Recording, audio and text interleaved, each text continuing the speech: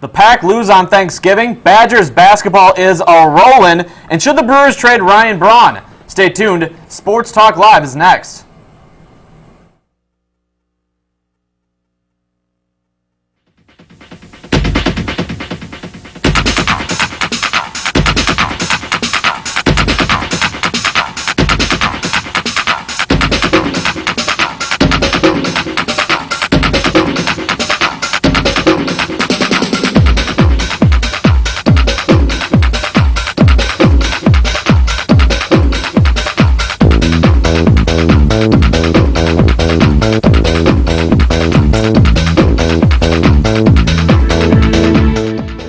Thank you for joining us tonight. My name is Nick Ragner.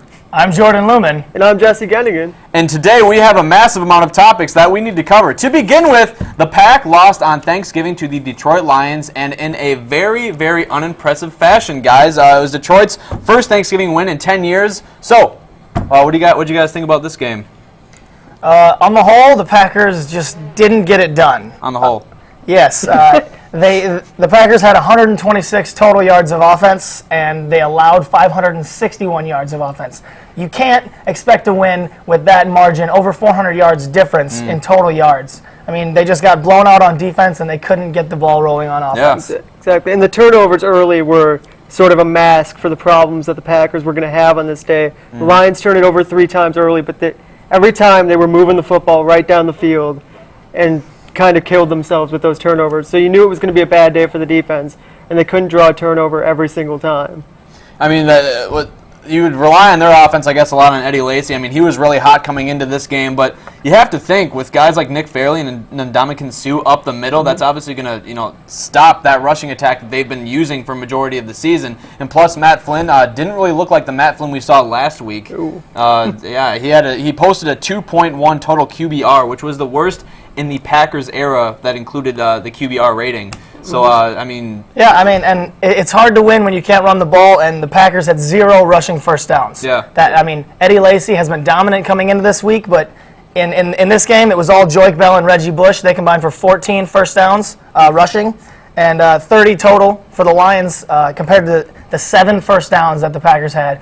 I mean, if Aaron Rodgers were back, he's guaranteed for 15 first downs pretty much through the air, I'd say, in any given game. But to have 7 in 60 minutes of football, come on, Packers, you're doing something wrong.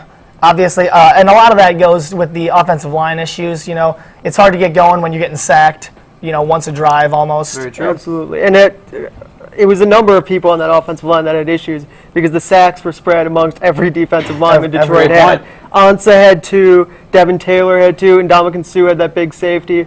So it was every offensive line position that struggled on Thursday, and that really, it kind of doomed the Packers offensively. They never had a chance, really.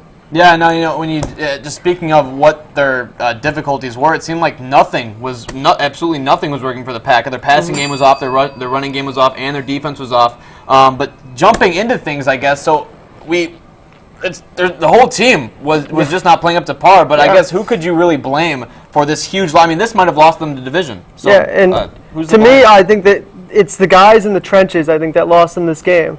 You look at on offense, as we talked about, with the offensive linemen allowing all the sacks, or not opening up rushing lanes for Eddie Lacy, and then you flip it around defensively, 241 rushing yards for Detroit, and really no pressure on the quarterback. Nick Perry had the only sack on the day.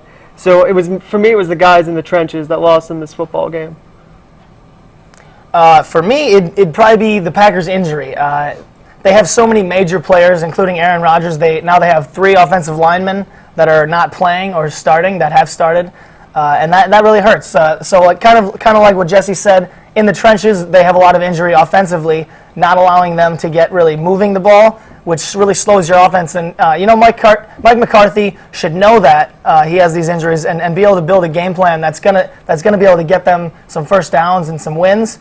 But also as a play caller, they're not doing enough to give themselves a chance to win. I had a big problem with his play calling too on Thursday. I know he came out of halftime, and I think it was Aaron Andrews said he wanted to be more aggressive in the second half, and to me that didn't play into what was happening in the football game. The defensive line is getting pressure all game, and now McCarthy's coming out with Flynn, calling all these play action fakes that take a long time to develop. these shot passes down the field, and it never really. And I think Flynn got sacked all 3 times. Yeah. So it never really. I don't think he ever really adjusted to what was happening in the game. I think you guys are making some really good points. Obviously it's really hard for a coach from any team. The Broncos, the Patriots, any team with one of those franchise quarterbacks to really game plan for even an entire season. When you think that guy is going to be there for the entire 16 games, and he ends up getting injured, he's been out for what? Was it 4 weeks now? 4 weeks, yeah. 4 total weeks now. So then you have a guy like Matt Flynn bringing him back, who hasn't been here for a couple of years, jumping into an offense. Same with Scott Tolzien. He came in off the practice squad, and obviously they did not live up to par, and they couldn't get a win for the Packers this past week. Well, staying on the field, Wisconsin played Penn State this past Saturday, and the number 15 ranked team in the nation fell to Penn State in a surprising fashion. I was surprised. I don't know about you guys. What did you guys think about that? Well, to me, Penn State did exactly what you have to do when you play the Badgers, which is they made Joel Stave throw. He threw 53 times in this game. Melvin Gordon didn't even get to 100 rushing yards. So if you're going to beat the Badgers, make them throw. They should not run they should not pass unless it's absolutely necessary. But did they really make them pass? Because I remember there was some statistic where Melvin Gordon was still running at 6 yards a carry. They got up early on them though, and Stave had to throw. I guess I think it was 31-14. But man, when you have running backs that average you 6 and 7 yards a carry, that's like a pass right there. Just keep giving it to your running backs. That makes they're the one team that shouldn't abandon the run even if they're losing by a lot. Yeah, the Badgers have always been a run-heavy football team. It's always run, and they've found success collegiately running the football. Ron Dane wasn't much of an NFL running back. He led the Badgers to a Rose Bowl because they ran the ball every time. It didn't matter if they were losing by 14. They just ran the ball, keep handing it off, and now they got the 2 running backs that combine better than having one great running back. Yeah. And that duo, you can always have fresh legs in, and running the football is what they need to do. I mean, you can't have 3 turnovers and force 0, and expect to stay in that game. And the turnovers were a result of throwing too much. Yeah. The Badgers don't practice a lot of passing plays or have a passing offense. It's all running. I think what a lot of the problem was, in my opinion, I think Coach Anderson wasn't really setting up the offense to succeed in this game. I mean, Joel Stave had a lot of just awkward pass plays. I mean, they were lining up Melvin Gordon in the outside, and he was playing wide out for some of that game. So that was they don't have anyone besides Aberderis. But Melvin Gordon can't catch. So sticking with the Badgers, Badgers basketball though is kicking patootie this season. They are 8-0, number 8 in the nation. Guys, what do you have to take away from this hot start by the men's basketball of Badger? Well, to me, it's a good start. It's a really good start. It's everything they could have asked for, especially the win against Florida was a big win early. But I've got 2 problems so far with the Badgers. Number 1 is they've still got to deal with Michigan State and Ohio State. Yep. And number 1 and number 5 in the country. Those guys are still ahead of them. And number 2, prove it to me in the tournament. Because every year the Badgers have a really good regular season, get a pretty decent seed in the tournament. And since Bo Ryan's been there in 2001, they've advanced past the Sweet 16 once. So if you're going to be this big improved team, if you're going to, tout that you're the best Badgers team ever, go out there and prove it in the tournament. That's when it really matters. Jordan? In my opinion, the tournament is very far away. This week they have Virginia and Marquette upcoming games. They're not ranked teams, but they're very, very tough basketball matchups for the Badgers. They're both high-scoring offenses, and the Badgers can pride themselves in their amazing defense. They played West Virginia, a 7-1 basketball team, and they held them to a season-low 63 points, as West Virginia averages 80 points a game almost. But, I mean, for the Badgers, what's going to be important is winning the conference games down the stretch. You have Iowa, Michigan, Ohio State, Michigan State. That's 8 games right there of ranked opponents. You need to stay healthy, keep playing defense. You'll find wins. Sam Decker, Trayvon Jackson, Kaminsky with that 3-ball. They're gonna have to stay healthy and keep scoring down the stretch and beating teams. Yeah, the Badgers have been really impressive so far. I think they've had 10 leading scorers, different leading scorers in only 8 games. Yeah, so you guys can explain that to me. It's crazy. It makes no sense. So we'll be right back. We're gonna look at some perfect pets for adoption. So stay tuned. Sports Talk Live. We'll be right back.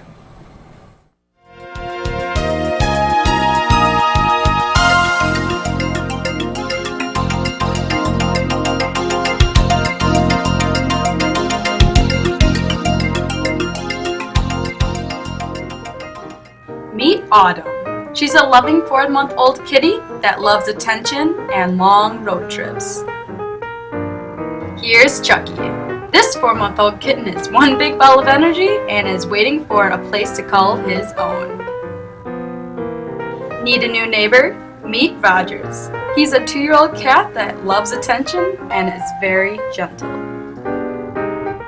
And meet Brayden. This cute 14-week-old kitten loves to play, explore, and play. To find out more about adoption for these pets or others, contact the Cooley Region Humane Society at 781-4014. Welcome back. The number for the Cooley Region Humane Society is 781-4014. Well, we are staying on the field of football because we love football. Football's a fun time. Yes, we do. And we are going to talk about which teams are in or out of the playoffs this year because the season's coming to a close. So, guys, got to start with the homers. The Packers, are they in or out this season? Jesse, I want your opinion. They're out. I think Rodgers is coming back, and I know that's very important. But the way this defense played on Thursday, the way it's been playing lately since Rodgers went out, that's not a playoff defense. And they've got to pretty much win out now to get to the playoffs. They're not going to be able to do that. I look at their schedule. They've got some tough games. They got Dallas at one point, Pittsburgh. Atlanta is really bad this year, but they're still Atlanta, and I still scare them. They still scare me a little bit. Makes no sense to me. So I don't see them winning out, and I think they have to get in. Jordan? I have to agree with Jesse here. I cannot see the Packers making the playoffs, especially because Aaron Rodgers is questionable to come back. His collarbone may not be healed, and with the offensive line injuries, Matt Flynn's been taking some pretty big hits in the last weeks, and I don't know if Rodgers' collarbone would be able to sustain them same hits. And, you know, you look at, they go at Dallas and at Chicago in Week 16. If they can't win both of them games, they can't make the playoffs. And I feel like one of them games, they're going to drop. It's going to be a loss. There's no way around it. And playing Pittsburgh, it's tough defense for not having a starting quarterback. Yeah, I agree 100%. I mean, in my opinion, what you do is you just sit Rodgers. You just take the season. I mean, losing 5 games straight is something you can't really do and expect to get in the playoffs, especially this late. You can't be that cold. And nobody else on their team has really been producing as well, other than Eddie Lacy. Hopefully, I mean, if Rodgers did come back, maybe he would produce more. But yeah, I mean, Rodgers is a gamble at this point. If he comes back and they lose one game, they're completely out. So yeah, they'd have to win out, and I think that's just too much of a risk to take. So yeah, Packers out as well for me. So let's stay in the division of the NFC North and move to Chicago. They are on the bubble. Are they making the playoffs this year, guys? I don't have them in either, and I think that gives Detroit the division, so good for them. But not Minnesota? No? No, well, they're still mathematically alive. Really? Yeah. Interesting. Okay. But they got Cutler. Cutler's coming back soon. I don't know that makes a ton of difference with the way Josh McCown's been playing. But Lance Briggs is going to come back, and that's going to help that run defense, which has been absolutely horrible. But I look at their schedule. 3 of the 4 games they have left are really tough. They've got Dallas coming in this week. They go to Philadelphia at one point, which is a really tough game. And then they have Green Bay at the end of the year. And I think they're going to have to win 3 of the 4 that they have left to get in, to jump Detroit. And I don't think they're going to be able to do that. I also have the Bears out because, you know, Detroit represent. I feel like Detroit is gonna be their year. They're gonna make it, and the other teams in the wild card races, once Detroit locks down above the Bears, you got teams like Carolina and San Francisco that you can't lose games and expect to be ahead of them. Come January. That's exactly what I thought, too. I think if there's teams like San Francisco, the way Philadelphia and Nick Foles are playing right now, and even Arizona, I mean, they lost this past weekend in a close game to Philly, but they won 5 games in a row, too. So those are 3 really hot teams that you would have to overcome. And, yeah, that is not going to happen. So I have Chicago out as well. Wow, we're all agreeing on this. Yes, that is kind of weird. So, moving on, Baltimore. The Ravens, right now, they are the number 6 seed, slotted to be the number 6 seed in the AFC conference playoffs. So, guys, is Baltimore sticking it out through the rest of the season? I say Baltimore could make it. They probably won't because they play New England, and with one more loss, it'd be risky to see them in the playoffs. But Cincinnati has not been playing well. Even though their win over San Diego, they didn't look very impressive, and Andy Dalton hasn't been playing up to par. Early on, Andy Dalton was leading them to 5 touchdown passes he had in a couple of games. Andy Dalton was really looking like a good quarterback to take them somewhere. But over the past 4 game stretch, he hasn't really thrown for many yards. He's been throwing interceptions, and down the stretch, the Ravens play Minnesota, Detroit, and Cincinnati. If they can win them 3 games, they might be able to steal the division right in the last minute away from Cincinnati. See, I don't think they're going to be able to win all 3 of those games, though. I think, Detroit, New England, Cincinnati is a really tough stretch of games. And I think if you have the division on the line with Cincinnati at the end of the year, that's going to be really tough. What about the 6th spot, the wild card spot? I've got Miami catching them. Really? The Miami Dolphins. They're scheduled towards the end of the year. Pittsburgh, New England, Buffalo Bills, New York Jets. There's not a lot there. I think they can go 3-1 in that stretch, finish 9-7, and catch the Baltimore Ravens and make the playoffs. Interesting. Well, I think the Ravens, I personally picked Pittsburgh, and they lost this past Thursday, so I was kind of embarrassed about that. But you never really know in the AFC East right now. There's so many different contenders. I mean, not just the East, but in the AFC in general. What is there, like 10 teams alive? Yeah. It's a lot. Yeah, it's ridiculous. It's ridiculous. So moving on, now going back to the NFC, the Arizona Cardinals, as I said earlier, they're a really hot team. They lost this past weekend to another just a team that's on fire, Nick Foles and the Philadelphia Eagles with Chip Kelly's offense. But they won 5 of 6. So, guys, is there a possibility that Carson Palmer can take this Arizona team into the playoffs? No, there is not. The Cardinals had their run. They have a good team, a good young defense that they're built around.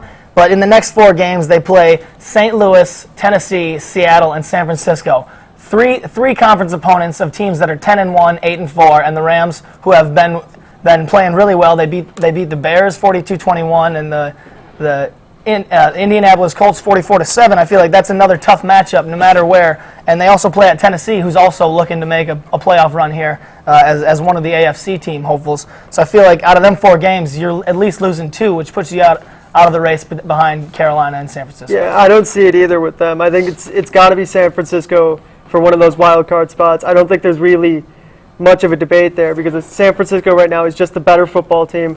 They've got a pretty decent schedule going down the stretch. Got 1 game left with Seattle. That's the only one I don't think they'll win.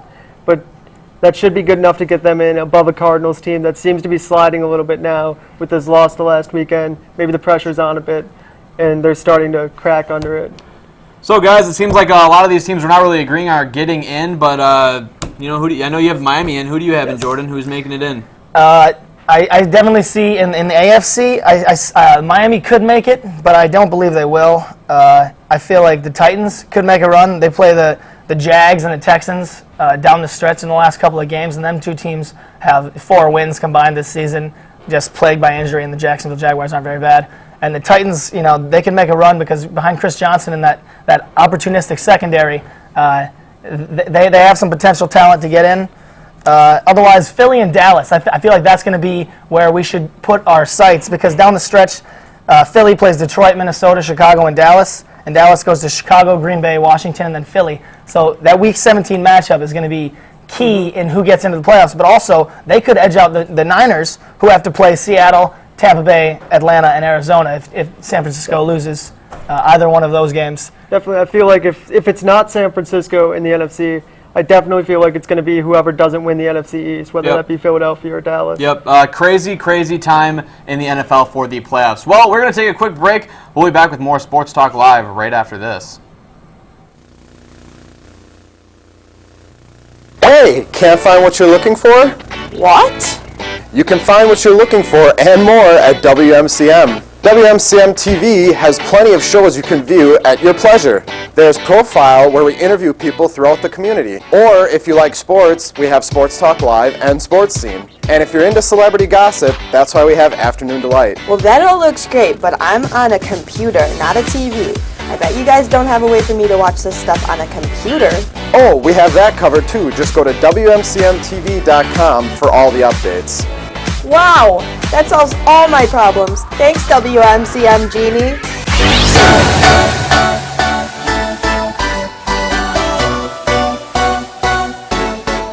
Welcome back to Sports Talk Live. Well, we're having a lot of fun up here right now, but it's time to get serious. The Brewers, I think they're looking for a trade. They have to do something to stay in the NL Central, because they're falling behind real quick. Ryan Braun is still there making like $500 billion a year. So, Jesse, roughly around $500 billion. Jesse, what kind of a move do the Brew Crew have to make to try to get somewhere? They have to go out and re-sign Corey Hart. Corey Hart's going to be a free agent this offseason. Looks like his knee surgeon is going to clear him to resume baseball activities as early as today, which means his free agent market is really going to heat up at some point very soon, and they need him because First base last year for the Brewers was an absolute disaster. Oh, it was terrible. And if they don't get Corey Hart back, they might as well just blow it up. I don't think they have much of a shot of doing anything if Corey Hart is not playing first base for this team next year. Jordan, you got anything? Or? The Brewers need to trade away Aramis Ramirez. That's the first step I agree, in getting back on track. Aramis Ramirez is making $16 million this year and $14 million next year, and he's getting old. Let's be honest. We could find a young player that can perform up to his standards of play or close. Because I'm not taking anything away from Aramis Ramirez. He's a dynamite baseball player and he's been playing well for years. But his time in Milwaukee may well be up. Another potential would be going after Logan Morrison. He's real young. He's 26 years old. He has had a couple of injury problems, but he can play first base as well as as in the outfield. He's got a bat on him. He's a lefty too. Yeah, in his sophomore season, he brought in 73 RBIs and had 28 home runs. I mean, he's good. In Miami, in Miami, the Marlins, and they're looking to get rid of him because Miami's got so much young talent. Where even though Morrison's still young, he's not young in Miami. I really lust for that young talent that you guys are talking about. I mean, the Brewers right now, like, what do they have in their farm? They pretty much called up their entire farm system last year. So, I mean, you know what? This is my opinion.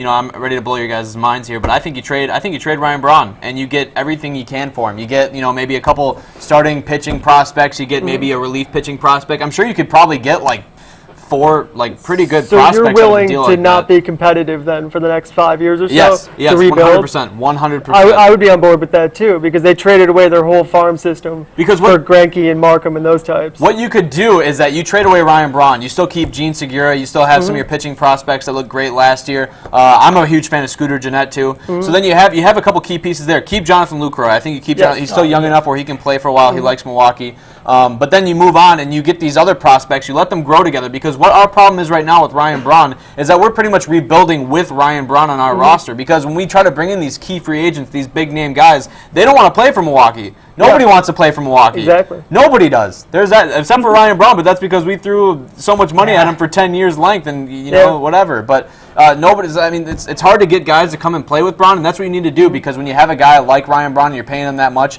like the Yankees would, what they do is they bring in a bunch of other guys and pay them millions and millions of dollars, which is something we can't do. We have to build young guys.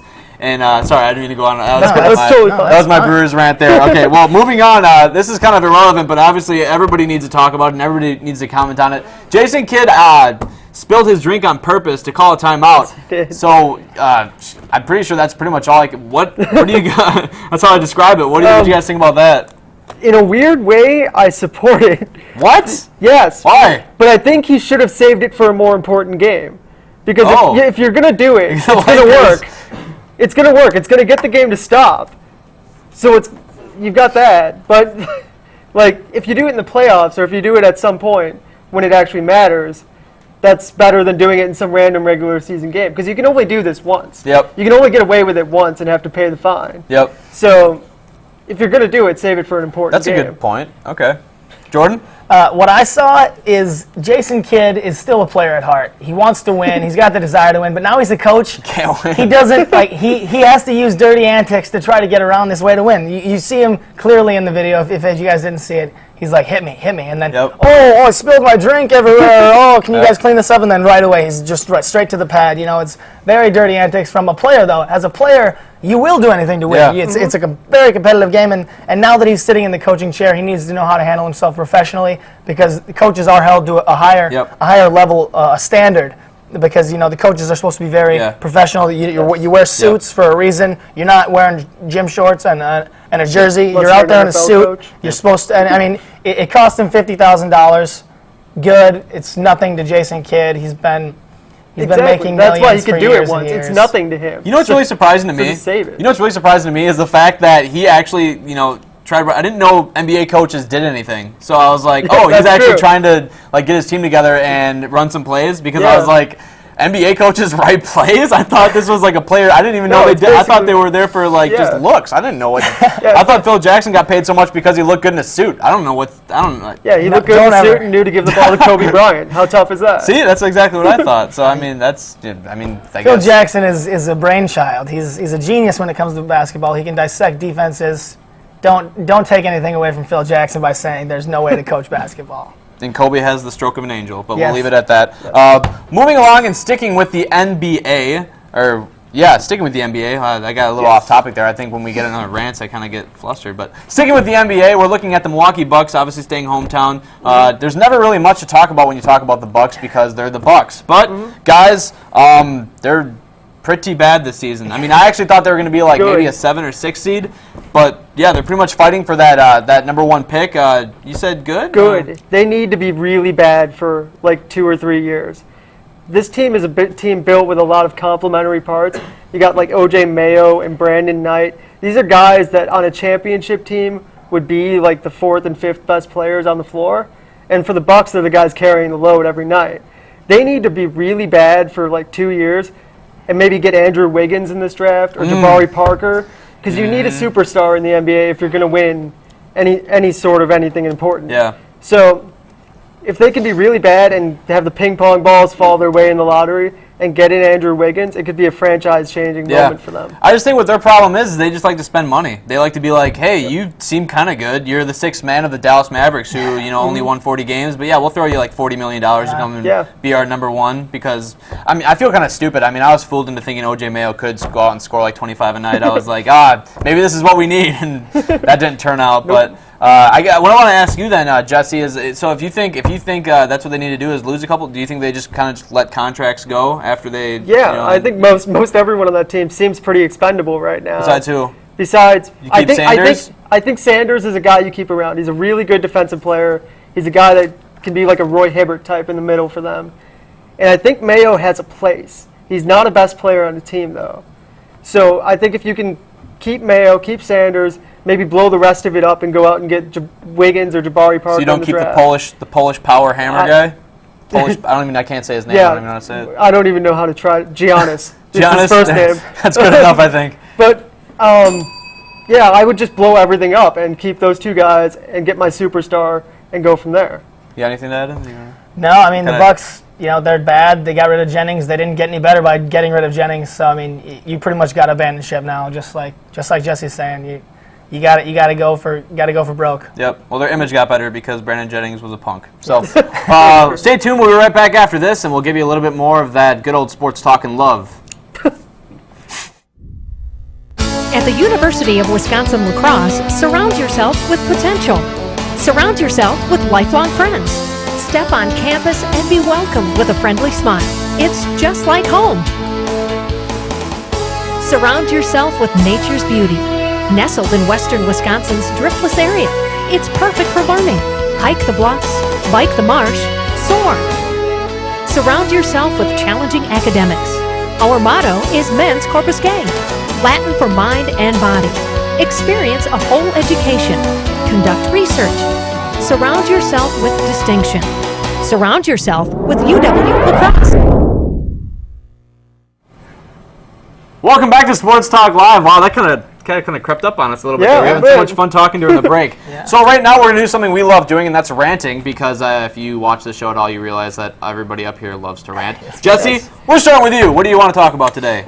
Every Saturday morning, I wake up at 7:45 in the morning to watch English soccer on television.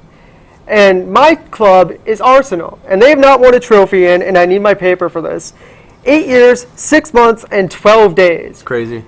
And right now, Arsenal leads the Premier League table by 4 points. You get 3 points for a win and 1 point for a draw. So right now they're in the lead, third of the way through the season, really pushing for Arsenal, hoping they can finally end this trophy drought back in London. Jordan.